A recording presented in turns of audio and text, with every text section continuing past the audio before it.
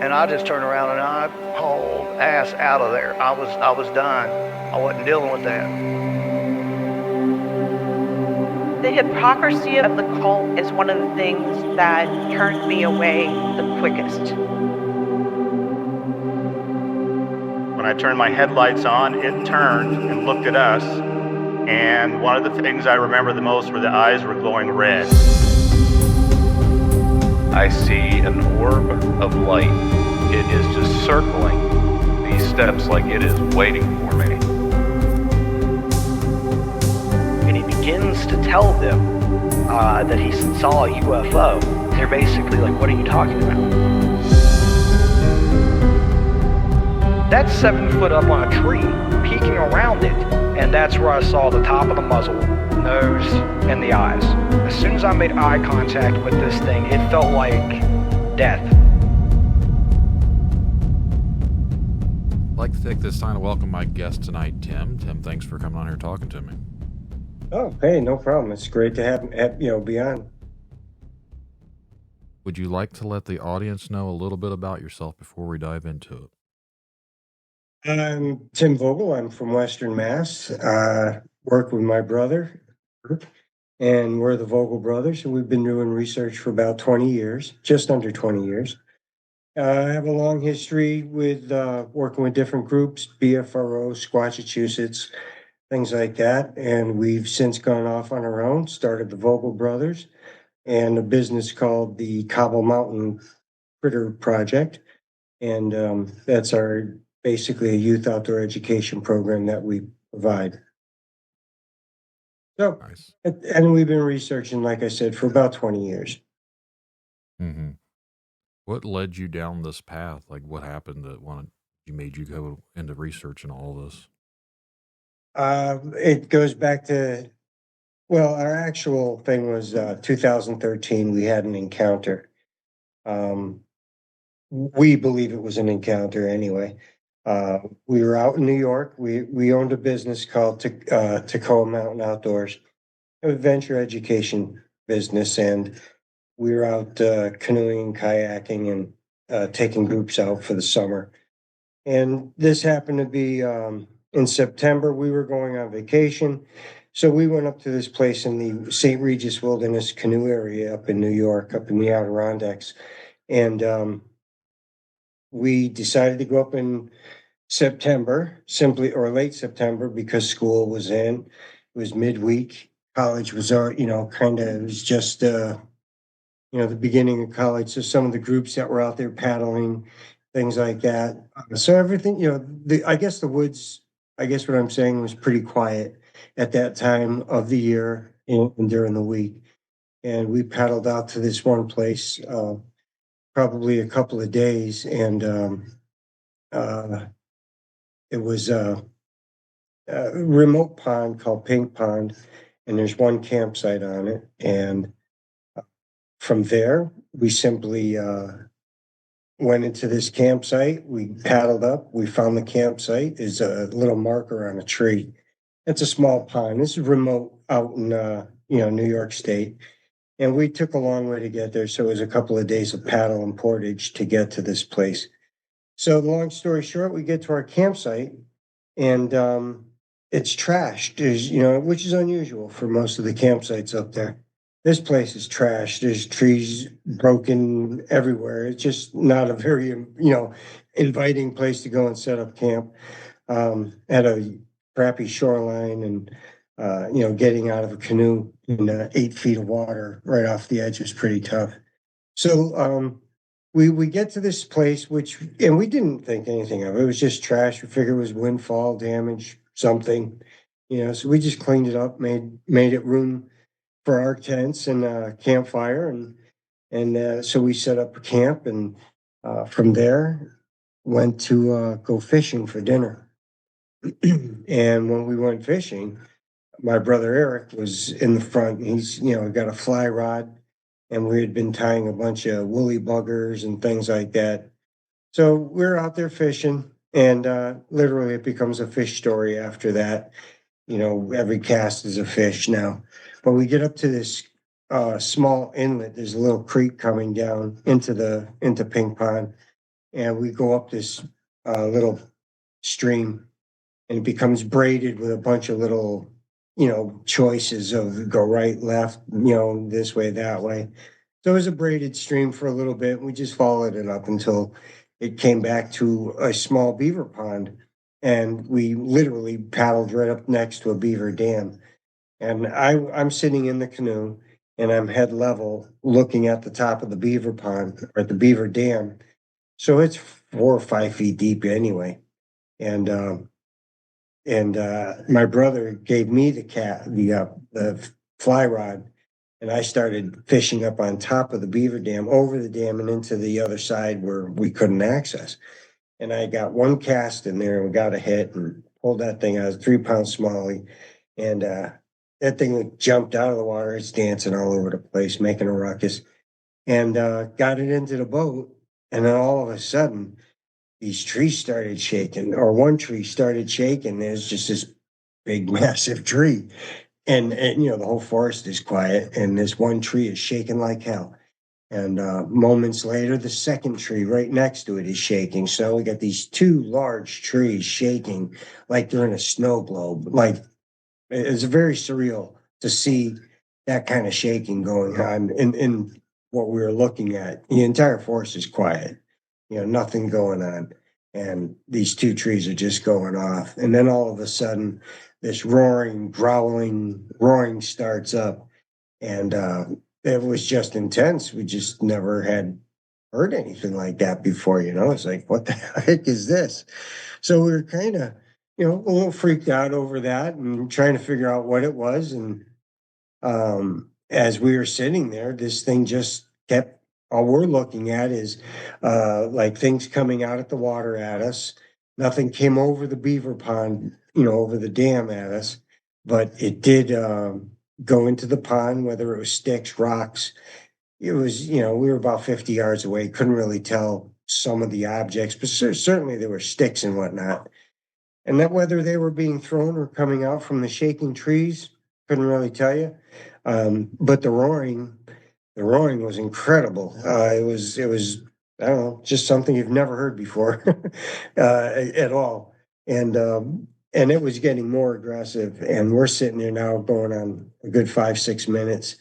And this thing is just roaring. And we're, waiting for it to come out. We're thinking maybe it might be a bear or something, or mountain lion, or maybe a bear and a mountain lion fighting.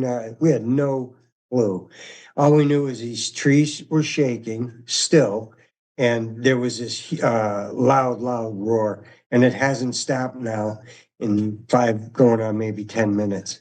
So this roaring is so aggressive now that we've actually moved back through the braided area of the stream to the pond. We're back into the pond. Almost, I don't know, probably going on a quarter of a mile away now, maybe. And all of a sudden, we get out in the pond, and this thing is still roaring and growling and yelling, and trees are still shaking. And then it stopped maybe 10-15 minutes later. This whole thing was going on. And then as soon as we got away far enough, the noise stopped, just like that. Just as quick as it started, it stopped. And so we're kind of freaked out. We don't know what to do. We are in the middle of nowhere. You can't, run to your truck and get home, go home or something. You're in a canoe in the middle of the lake, and you're just fishing for dinner. And all of a sudden that happened. And this went on for, like I said, 15 minutes. The roaring never stopped. It never actually physically stopped. It roared continuously for a minimum of 10, maybe 15 minutes. That's why I think there was maybe 2 things there, whether it was a Bigfoot or whatever that was making those noises at that time. We weren't even thinking of Bigfoot, to be honest. I was thinking of, like I said, a bear and a mountain lion having a fight or something. But so anyway, we're sitting there in the canoe and wondering what the heck we're going to do. And Eric says, and I says, yeah, I know. And he said, well, yeah, we got to get back there. And our campsite was literally only a couple of 100 yards from where this experience happened at this confluence. down to where our campsite was. So it was pretty unnerving. We were staying there, have that experience, get back to our campsite, and then prep for a night. And it was, it was a long, quiet night. Didn't really talk about it. We kind of freaked out about it, but nothing happened. So it was a nothing burger, I guess. It's just a pretty weird thing that we couldn't explain. And got up that morning and got the heck out of there. Simple as that. That was it. We got out of there. We paddled back out and got to our truck.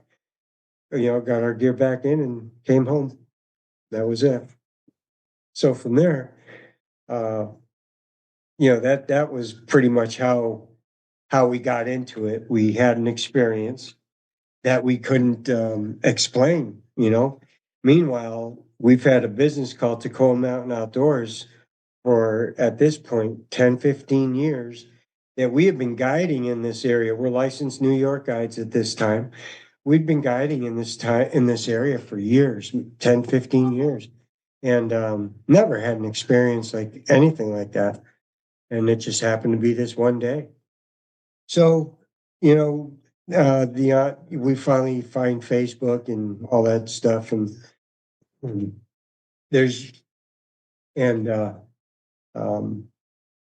so we kind of figured out how to use Facebook and heard some more stories that were similar to ours, and from there, literally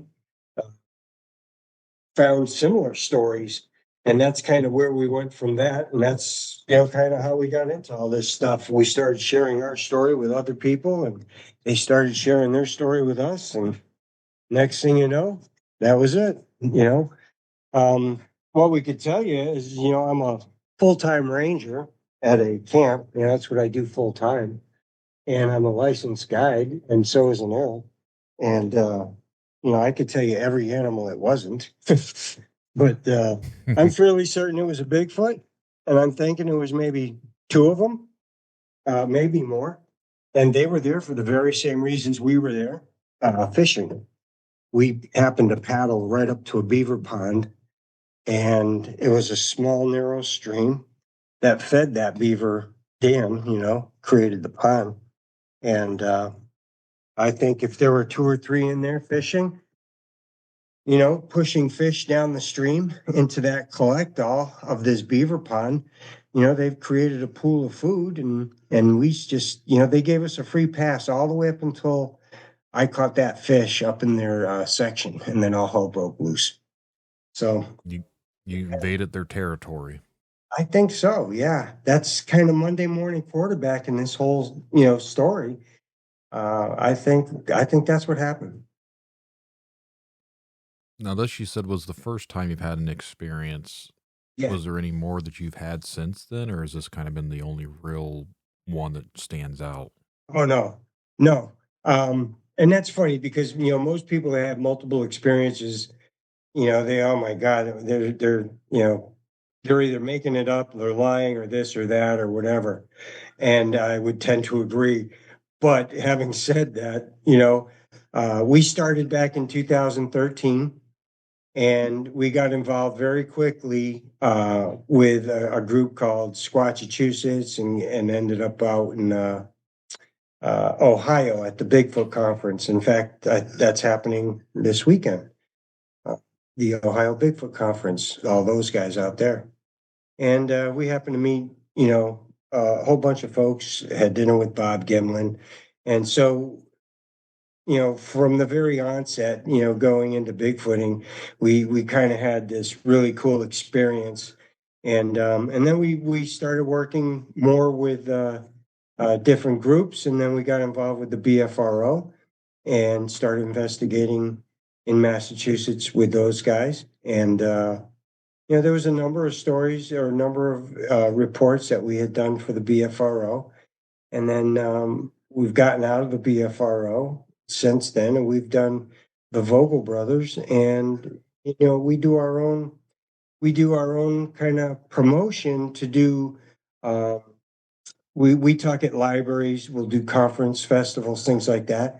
We're also running here locally. We're doing the Cobble Mountain Critter Festival June 7th. So, this whole, the Vogel brothers things turned into a nonprofit, or not a nonprofit, soon to be the Cobble Mountain Critter Project is basically a youth outdoor education where we talk about our Bigfooting experiences. And, whatever funds we gather from that goes into, we like Arbor Day, planting trees, giving school kids trees to take home and plant. After the festival, depending on funds, what we get, we'll be sending kids to camp, different activities, different outdoor educational things. The more we can, the more we'll make, the more we'll put into outdoor education. That's what the whole festival and the Cobble Mountain Critter Project is about. So that's kind of where this whole thing has taken us. So through that, we've had multiple experiences, for different people and different groups. We've run a couple of BFRO expeditions right here out of our camp. And right here, we've done the expeditions, and we've had Class A sightings right here in Massachusetts, numerous ones. My brother's had, if he was here, he'd be telling you this. His experience was in 2016, and up in Savoy State Forest, where he was 40 yards away, and there was a dozen or so people, and that's one of those things where there was a half a dozen witnesses. There were two people that seen it, and then we went out into October Mountain and another expedition. October Mountain is kind of where we live. We're out here in Western Massachusetts, and we've had a number of encounters out there. 2016 and 2018, we had expeditions where we had seen a Bigfoot through a flare. That was about 100 yards away. There was a dozen people with us. At that point, it was the first time we'd ever seen it, or seen it with a flare. That was a first. And then it was raining, so it was about 100 yards away, and it was very hard to see through the flares. But you could see it pacing back and forth on this, what turned out to be a long log. And there was also a smell with it. One of the guys in the group, Chuck, he said that, hey guys, did you guys happen to smell this smell this? And then all of a sudden, we started paying attention, and you could actually smell what would, typically be old, I'm not going to say skunk cabbage, but old socks, old wet bag, combine all these odors with a wet dog and maybe a deer hide that's been sitting out, something to that effect, kind of musty. Putrid. Yeah, I didn't smell death or putrid or any of that stuff. It was very earthy. If you've been around wet wild animals, skinning, cleaning, any of that stuff, it's an odor you would recognize. If you didn't see it, you would smell it, and you would recognize it as a hunter if you'd smelled these wild animals before. If you've been close enough to it, you'd smell it. And then they say, "Oh, I was close enough to smell it." Well, yeah, you can actually do that. But having said that, this was 100 yards away, and we could potentially smell it. And so anyways, we're sitting there now, or maybe a half a dozen of us have FLIRs. I think at the time we have the Scout. It's called a TK Scout. Goes about 100 yards, and we were really taxing it in the rain. And so we're all watching it, and now we can smell it. And this thing is pacing back and forth on a log. And it literally goes, like 10 feet, goes back, then comes out 20 feet, goes back, then it's 30, 40, 50. And it's pacing each time it goes. And it turns out, because we went back the following day, it turns out there was an ash tree that had fallen. And it was about a 90-foot, trunk, just as straight as could be. And when it had fallen, it gave this thing a pathway to walk. And it looked like it was floating through the tall swamp grass, but it was literally walking on this log, which made it look probably even higher than it was.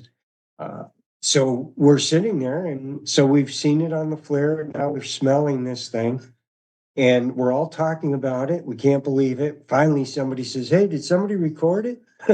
And it was like deer in the headlights. No one's recording it. We're all talking about it, looking at it, and no one's hitting record. So finally, one of the, probably everybody hit record, but it was way too late. There was a couple of seconds that was actually recorded that turned into garbage because it was just too pixelated. Simple as that. It's too far away. The rain, and it was it was great. It's a great unit for doing what it was doing, but we were taxing it, taking its to its limit, and it's just one of those things. So we didn't get a good video of it, although we were watching it through the flare, so it made it a little better. But it didn't record. So we're sitting there watching this thing pace back and forth. And finally, we don't know this at the time. This is 1:00 in the morning at Felton Pond in Cobble Mountain State Forest. And it's kind of rainy, drizzly out. And like I said, it's early morning now. It's 2, something like that. It's late. And so this thing is pacing. It gets to the end of the pacing, and it just looks like it jumps down and walks off and disappears. And that's to the extent that, that was it. Well, okay, guys, we're all looking and no one sees anything. So we figured that was it. It just ran off in the woods and took off because we couldn't see anything on no heat signature on the flare. And so we're kind of, discussing what we had all experienced and just kind of wrapping it up. And all of a sudden, before we wrapped it up, literally, at the end of what I call the peninsula, and it's really not a peninsula, it's a round pond, but at the angle we were standing at, there's like a small portion that kind of juts out like a peninsula, I guess. And there's a pine tree, a white pine at the very end of this small peninsula. And this thing, whatever happened, was this great big ball, like an orb, for lack of a better term. And I don't know what an orb looks like, but I guess this is what it is. It was a crystal blue in color, and it wasn't emitting light, like a flashlight. It was just kind of a ball of light, and it didn't. It was just kind of weird, like a glowing ball, and it popped on in the middle of the night at about 50 feet on this 120 foot, pine tree. So halfway up this pine tree, this blue light pops on. There it is, and it's bigger than a beach ball. It's, I don't know, bigger than a beach ball, I can tell you that. And all of a sudden it just starts, this is 50 feet up, and it starts going up the pine tree, and it goes straight up the trunk. And there's all kinds of branches there. But this thing is going straight up, right through the branches, right up to the very top of the tree. And it's just slow. We're watching it. You can count 1, 2, 3, 4. We're watching this. And this thing goes to the top of the tree, and it goes up just a little bit past the trees. And then it starts to traverse to my right. And I guess we could count it maybe 4 seconds. And then poof, it was gone. Just as quick as it popped on, it disappeared. So that was, that was just weird. That was just weird. And in fact, with when Eric had seen his Bigfoots out in Savoy during, I think it was 2016, they had experienced an orb in the camp here, and it was an orange orb. So there's been 2 visuals, multiple sightings, multiple people witnessing it, and there's been orbs involved, and it's been raining. So I don't know if those are coincidences. I have no idea, but I can tell you they all happened at the same time within the same stories. The rain, the Bigfoot. We actually had the smell this time in Cobble Mountain. Multiple witnesses. So it wasn't just he says kind of a story. There's a whole expedition team went. So we've been very fortunate here in Massachusetts as far as finding or getting results, as far as getting a response or happen to be in the area where the Bigfoot was. And we do that simply because, we typically work in the fall because it's harvest season. So from June on, you're going to have harvest season coming up through, Connecticut, New England, Vermont, Maine, New Hampshire, all the way up through. And, it's a perfectly isolated, there's little portions that are really busy, the cities. Once you're out of the cities and you're out where I am, I've got a 1,300 acre camp here with a lake and a bunch of ponds and streams and stuff like that. And we don't use half of it. And they could easily walk through part of it. You'd never know it.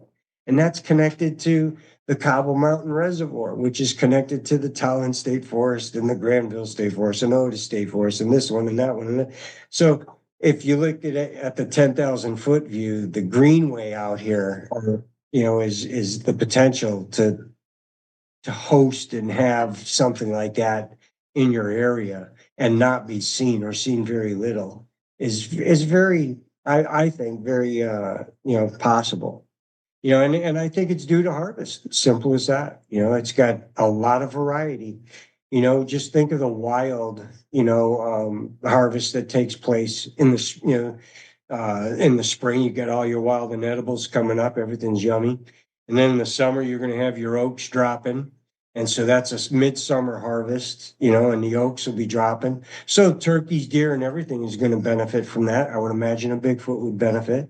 And then you're going into your fall. So you got your other sections, you got your reds or whites or whatever else is falling.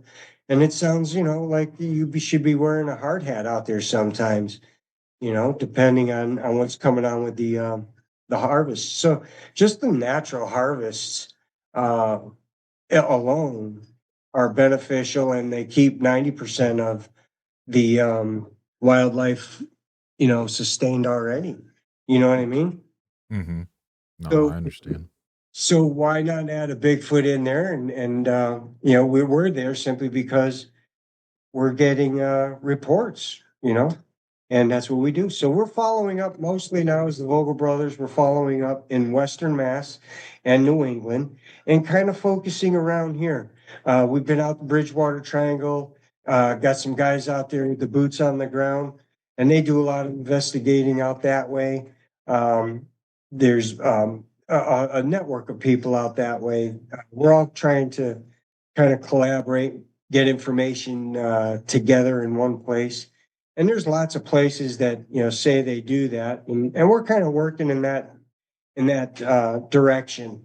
There's a bunch of researchers throughout New England, throughout the country, and it's a bunch of fragmented information, and there's nowhere to put it. And nowhere that, collectively that'll be seen from everybody. And so that's what we would like to do, is try to create a central area. And so we're going to focus on New England, create that little area, and kind of bring our own town's knowledge up to what's going on. We do little town halls here. We have talks at the coffee shop. We have the library talks. So, folks around here know us as the Vogel brothers, the Bigfoot guys. We've got in the general stores, we've got Bigfoot reporting boxes and stuff just for fun with the kids, and they get stickers and whatnot. So it's just kind of creating a name, and more so it's comfortable to talk about the topic. We just did a library show talk presentation in Dalton, Mass. And there were 60 people there for their town hall or their talk presentation. And literally, Southwick, all these local towns in Western Mass, whatever they maxed out, we've maxed them out. So the topic is interesting. The interest is there locally. And so we're just bringing it out. People want to talk about it, so we're becoming an avenue and a vehicle through the Cobble Mountain critter. Now, from everything you've experienced and everything, just not to make it a loaded question, but what do you think a Bigfoot actually is? Because I know there's different things with people that they believe them to be flesh and blood. There's people that think that there's more to them. Where do you guys kind of line up with that? Um, I believe it's more flesh and blood. That's where I'm at with that. Now, having said that, we just had 2 Class A experiences where the groups have seen them, and there were orbs involved. Now we've also got a half a dozen tracks. Okay, in the almost 20 years that we've been working in this project, and they've an 800-pound animal, 9 foot tall, gave a track and a half. Literally, that's what we got out of this thing, and we can't find another track. The track was 17 inches long, about 5 inches wide, and 7 or 8 inches wide at the top. And we've got a half a dozen between 15 and 17. And then we've got a couple what we believe juvenile tracks as well. So there's the evidence here. And so that's kind of what we're focusing on it. And so we believe if they're leaving tracks, they got to be something that's making the tracks. So I'm thinking flesh and blood. But they might have the ability to just haul ass and boot, scoot, and boogie and, a couple of tracks and they're gone. I don't know whether they turn into a ball of energy and that's where the orb is and poof, they're gone. They kind of freak out and zap out and they're done. Or if they just run. So, I was listening to, I think it was Roger Miller down there, Squatch Holler. He had somebody down there he was talking to. And, I didn't think about it like that before, but he says maybe there's been plenty of talk about a Bigfoot being able to run really fast. We've taken a number of reports, I have myself, of Bigfoots chasing deer and things like that, and being really fast about it. So, are they moving so fast they're barely leaving a foot template on the ground? Are they just like, once they, initially get the traction and they're just hoofing it, is there much of a footprint behind actually? And I want to say yes, because you're moving, I don't care if it's a Bigfoot or an elk, it's going to be leaving a track, in my book. So that's where the whole woo thing comes in. Why can't we get a decent trackway? We've been doing it for a long time and we've actually cast it. We got dirt in our cast. These are real things, they're real. And that's all we got. We should have a trackway somewhere, and it just doesn't show up. I've seen photos and even people that I've spoken to in person, like they have tracks and they have photos. And the strange thing that I always thought was a lot of them where the tracks just stop in the middle of nowhere. So then everyone's like, well, clearly they're faking it because you can't just stop. Like in the snow, and like you see these tracks going through the snow, and they just stop out of nowhere. Well, if they were faked, someone had to make those tracks in the snow and then move away from the area. So they're following these tracks where there's no other footprints, and the footprints just stop. Yeah. So that makes no sense to me. So even if they were faked, how did they get away from that area and still leave those footprints there, but not their own footprints of walking away? Yeah. And that's where the whole woo thing comes in, and that's where the potential for that kind of wackiness, it has some idols to sit there and say, okay, we've actually experienced the orb with Bigfoot in the same story, and that's it. I can't have it any other way. That's what happened. And maybe when we were up in Felton Pond, there were 6 tracks that day. All of them were in the high grass. 2 of them were in kind of a hill going up. It was a higher incline and the grass was a little less dense and it turned into a pine needle substrate kind of thing within us. So anyways, mind you, this thing is running, so it's got a 6 or 7 foot stride. So these 6 tracks went well over 50 feet or so. in through this grass. So we did end up getting 2 track casts out of that, but only one that was really decent. The others 2 ambiguous. But we could actually see 6, but we couldn't find any more. And it went into a soft pine substrate after the last cast we were able to cast. That was actually another 17 by 5 and another 7 inches wide at the top.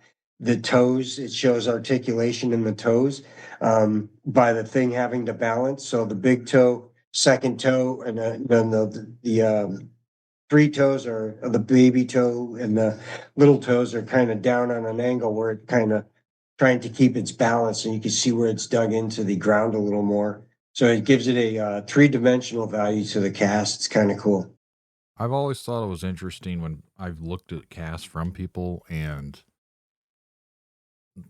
the size differences are interesting to me. I have a big foot in general, like, so I wear a size 14 shoes. So for me, I think my foot is big, and then you see the size of some of these castings, and you're like, damn, they're huge. I know it.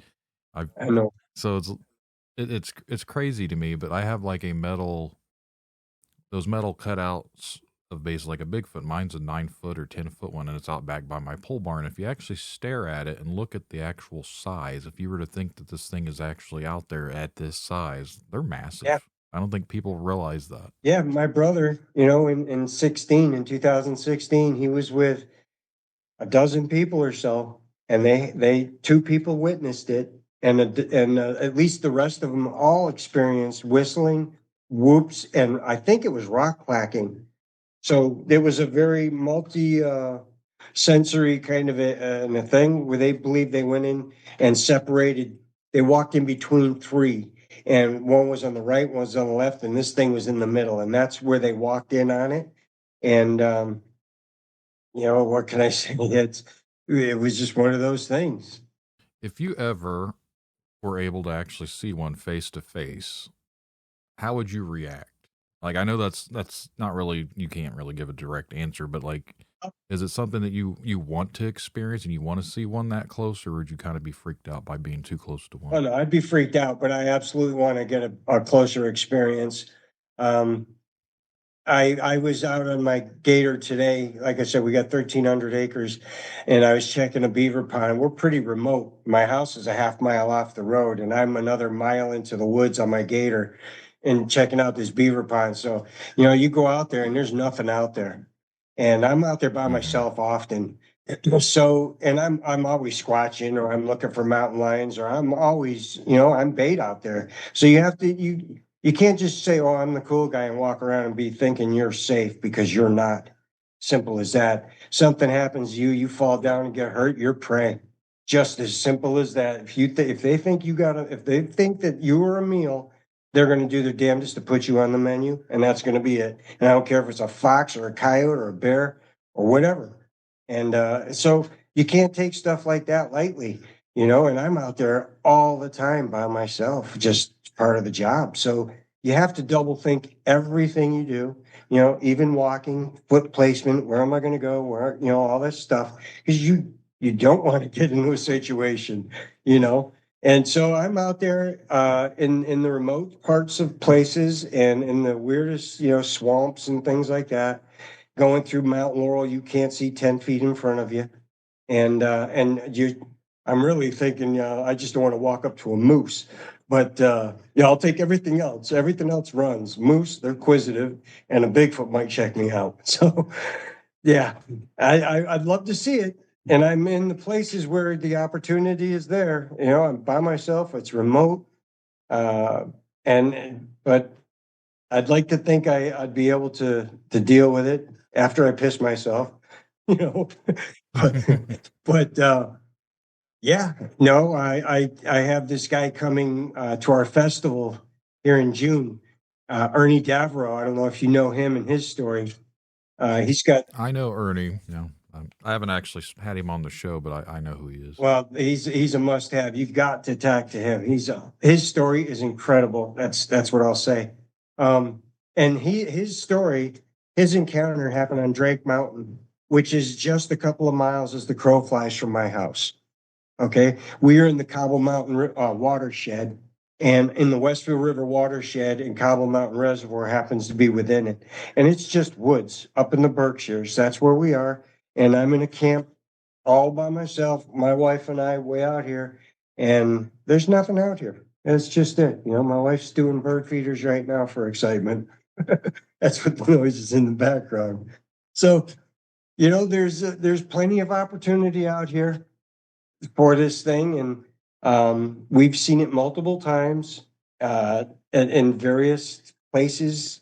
You know, once we were in Connecticut with our business, and Cobble Mountain Outdoors, and we were doing a ropes course program down at a private school in Northwest Connecticut, and we were working with a Catholic group, preacher, and we started talking, and of course, you know, we were talking about Bigfoot, and he's, Bigfoot, you know, that's crazy talk, you know, that's just nuts.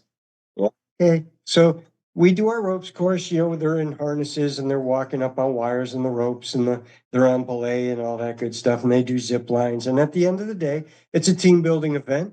They're going to go down and have a hike, and they're going to go to the top of this mountain, and there's a Bible worship, and then they come down and have dinner.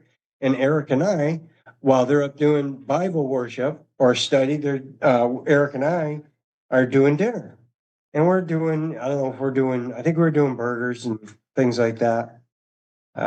So it takes about an hour and a half for these guys to do their thing. And they come down, and Eric and I have dinner ready. It's on grills. And we're talking, and we're just finishing up passing out all the burgers and whatnot. And the adults were having coffee. And all of a sudden, at the very top of this mountain where these people had just walked from not a half hour before, this siren sound, this loud siren, it sounded like a police car at the top of this remote mountain. And at the very highest, loudest point you could, you know, like, what? But it was a whistle, and it was just insanely loud from start to finish. It just started at high pitch and ended at a high pitch, and it went for, I don't know, 4 or 5 seconds. It was just a very surreal, what the heck just happened kind of noise, you know? And so the preacher, Bill, he looks at Eric and he says, "Yep, Bigfoot." And or he looks at me and I says, "Yep, Bigfoot." And we had never heard this before. Mind you, we've been doing programming in this area. This is our ropes course. We've been running this ropes course, high ropes, in the woods for, about 13, 14 years. And we do it every summer. God, I don't know, probably 50 nights a year down there. And never had an experience like this. And so it was this loud, weird whistle. And so we kind of had fun with it. Excuse me. And Eric and I still weren't sure. We thought it was Bigfoot, but it sounded like a police car, and there's no way it was a police car up there. But that's what it sounded like. It was very high pitched, and anyway. So it's getting dark out, and all of a sudden the owls are going off. There's probably 3 or 4 owls that are, you know, and they're hooting and hollering, and there's, I don't know, 4 or 5, maybe a half a dozen birds. And at this point, it's March. It's probably breeding season for them things. So they were going off. They were very vocal, and not everything was audible as an owl. It was more screaming, and I don't know what the heck it was. It was owls yelling at each other, I think, is what it comes down to. And with the basic tone of the, you know, who cooks for you kind of thing. And probably an hour steady of just nonstop owl talk. These coyotes start going off, yipping and yapping.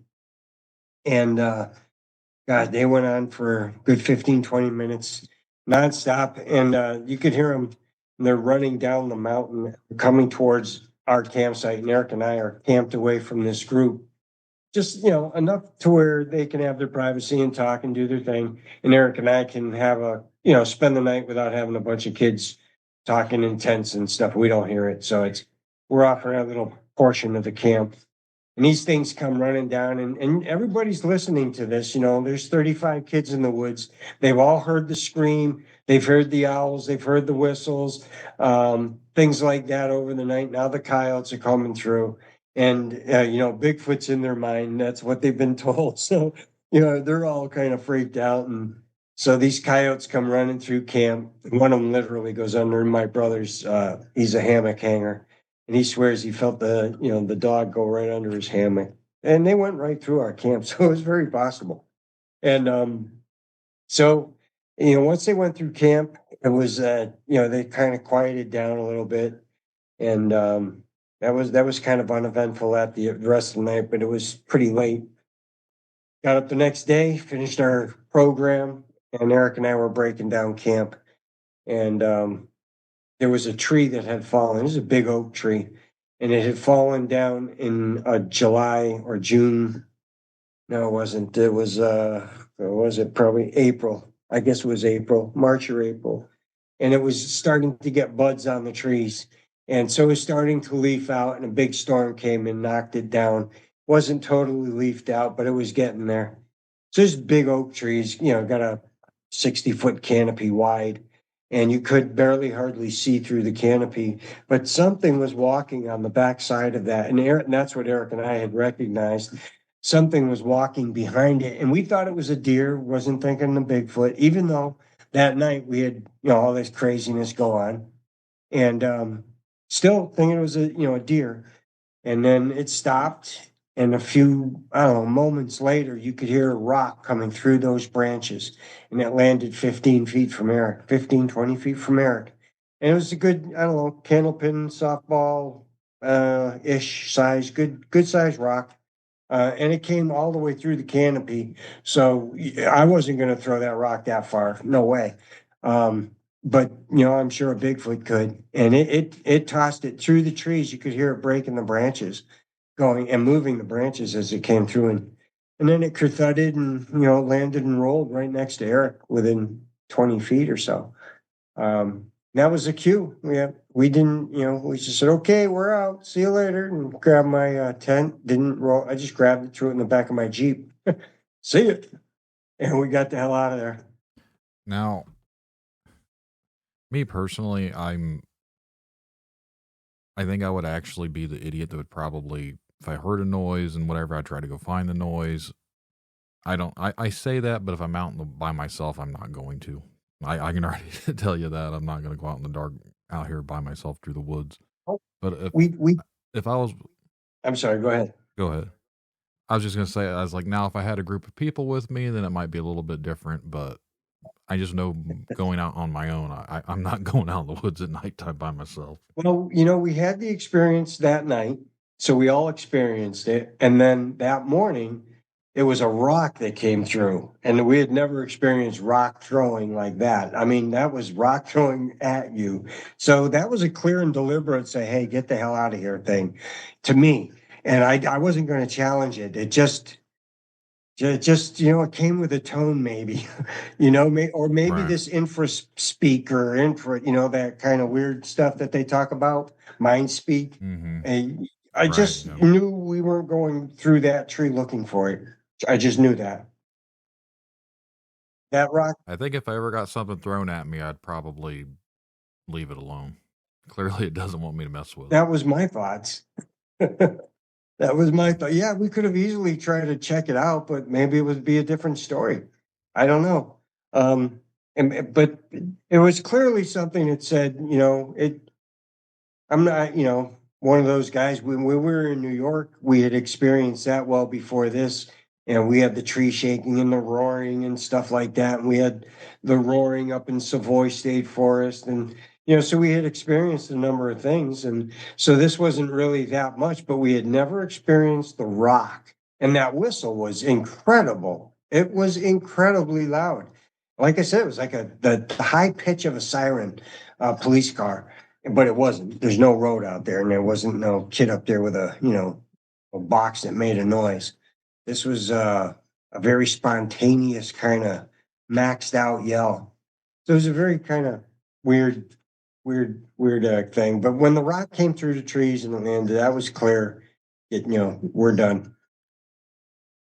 Yeah, that's. I don't know. Like I said, if I ever got something thrown at me, it's probably game over. I'm like, nope, I'm done. And as you said, if there was more people, there's probably a little more bravery with more people. Courage comes with numbers, but there wasn't, and the rock came through the trees, and that was enough for me. I knew I didn't have to go back there to see what was throwing it. I could have, but it may not have ended well. Did you happen to see the size of the rock? It was at least the size of a good size candlepin bowling ball. Good, good, like a candlepin bowling ball, maybe a little bigger, something like that. Yeah. I've had someone tell me before that they were hearing all these noises and they've had a huge rock just come flying, which they said maybe could have rolled down a hill. And I've had other people say they've had big like logs getting tossed at them. So yeah. I don't know. Like I can make like me trying to rationalize things. I could see maybe a branch breaking off, or if you're on a hill, maybe something happens and a rock slides down. But like something heavy that big just flying through the air is not natural. Like something's literally throwing it, or something's doing something to make it fly through the air. Exactly. It's accelerated. That's moving stuff. That was hurled through, and it went through at least 60 feet of canopy. Yeah. I wasn't messing with that. Right. That was my thoughts. I says, Eric, this is whatever it is, just threw shit at you. We got to go. Yeah. He says, yep, let's go. So then we did. I wasn't going to go back there. No. We went back and took the casts when we were up in Savoy, and our buddy had come in and met us at the trailhead. And we got back in his truck, and right as we were driving in, he was listening to the game. The Red Sox were on, and Eric, he was on the passenger side, and I was on the passenger side back seat in this four-seater pickup truck. And I'm yelling, Eric, can you hear that? And it was just like the screaming we heard up in New York, and it was at the top of this mountain in Savoy up in the state forest. So, the noise was very similar. It was something that was recognizable. We knew we had recognized the noise. I didn't know what we were in for. All we did was spot the track, and we were going back to cast it. And then when John pulls up with his truck, all of a sudden this thing starts roaring again. And Eric and I knew exactly what that roar was or what potentially made it. And we still drove past it to the spot it had, hiked up through the woods, even though it just roared at us, and cast that stupid track and got the heck out of there. and not even gave the roar a second glance. It's like, why? Simply, why would you do that? I don't know. I was going to say something, but again, you could take it either way. I was going to say, you don't know of anyone that's ever been attacked by a Bigfoot, but I guess if you'd been attacked by a Bigfoot, no one would know anyways, because there wouldn't be much left of you. So. Yeah, right. So one of the guys I had been talking to just told us a recent story. He was talking about rock throwing, and he said a rock that came past him and landed in the water, and it was probably all of 2 feet, like an oblong shaped flat rock that was probably 6 or 8 inches in thickness, and it kind of flopped past him, and it went into the pond. So this was a massive rock that went hurling past this guy after a tree push. Yeah. Yeah, like I said earlier, I'd be done, but that's just me. But we've been going on for about an hour, so I figure we can wrap this one up here soon. But I was going to ask if there anything else you would like to discuss, or if not, where can people find you at for anyone that's interested? All right. Well, we'll do a plug for the festival. All right. So it's the Vogel Brothers. You can find us on Facebook at the Vogel Brothers. Like I said, we've been doing this for a long time. So you can go on that page. We also have the Cobble Mountain Critter page, which is our youth outdoor education. That's a way for us to do our public speaking when we go out and do libraries, conferences, festivals, things like that. That's going out through the Cobble Mountain Critter. And then we have the Cobble Mountain Critter Festival, which is our fundraiser for youth outdoor education. That's going to be held right here in Western Mass. It's in Russell, Massachusetts, June 7th. And we've got a dozen New England speakers from all the way through New England, every state in New England covered. And it's cryptids, mountain lions, puckwudgies, Bridgewater triangles, podcasters. We've got a lot of good people coming up. Gene Tewksbury out of Maine, Dave McCullough out of Boston. We've got the Richie Brault and Steve Wojo.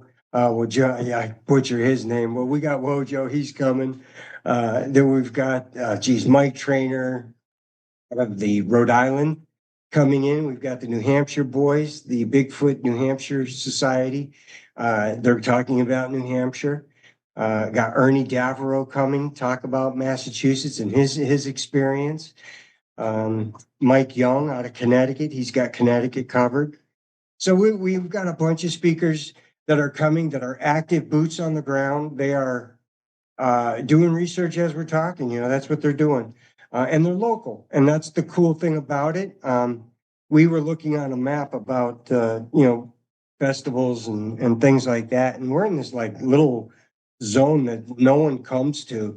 We all go out to Boston and Hartford and Albany and this place in Ohio. And so we wanted to do something here local so our people here in New England could have a little place local here and come to. So we're trying it out.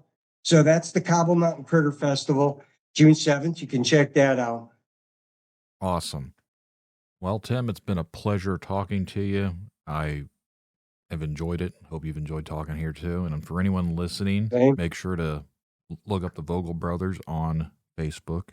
But no, I'm gonna definitely check out some more of your stuff on there. And again, it's been a pleasure talking with you. Same here. Glad to be on, and it's a fun topic. I find it's a lot of people opening up. And more shows like this, the people here, the easier it is for people to open up and talk about this. Yep, definitely. Which is good for us because that's the research and that's what we're putting down. That's what we're doing it for. If you'd like to be a guest on Tinfoil Tales, remember to send an email to tinfoiltalespodcast@gmail.com or go to tinfoiltales.com and go to the contact section. Make sure to follow me around on all the social medias. And just remember, truth comes at a cost. Are you willing to pay the price?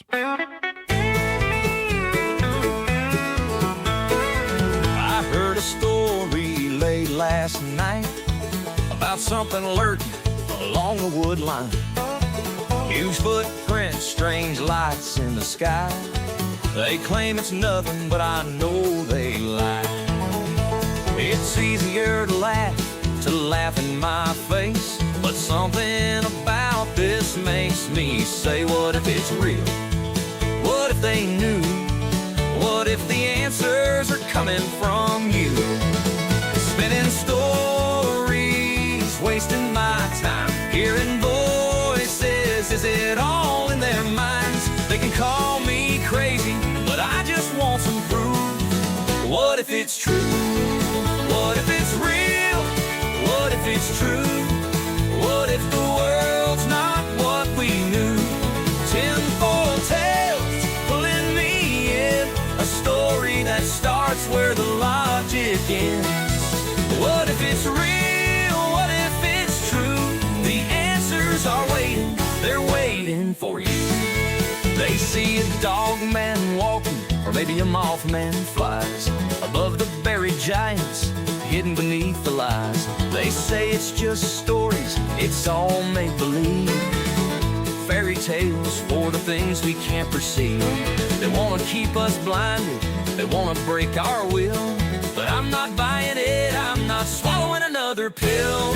Force-fed poison, the lies we're made to believe. What if the truth could set us free? Alien signals traveling through time, secret space programs erasing their minds. They call them crazy, but I just need some proof. What if it's true? What if it's real? What if it's true? What if the world's not what we knew? Tinfoil tales pulling me in, a story that starts where the logic ends. What if it's real? What if it's true? The answers are waiting, they're waiting for you. They laugh, they lie, we all could die, but the signs are there if you open your eyes. Aliens, cryptids, demons, ghosts, the Nephilim too. What if it's me? Or what if it's real? What if it's real? What if it's true? What if the world's not what we knew? Tinfoil tales pulling me in, a story that starts where the logic ends. What if it's real? What if it's true? The answers are waiting, they're waiting for you. It's all in our heads, it's all in our minds. These voices can't be silenced, the truth must rise. Tinfoil tales, it's pulling me through. What if it's real? What if it's true?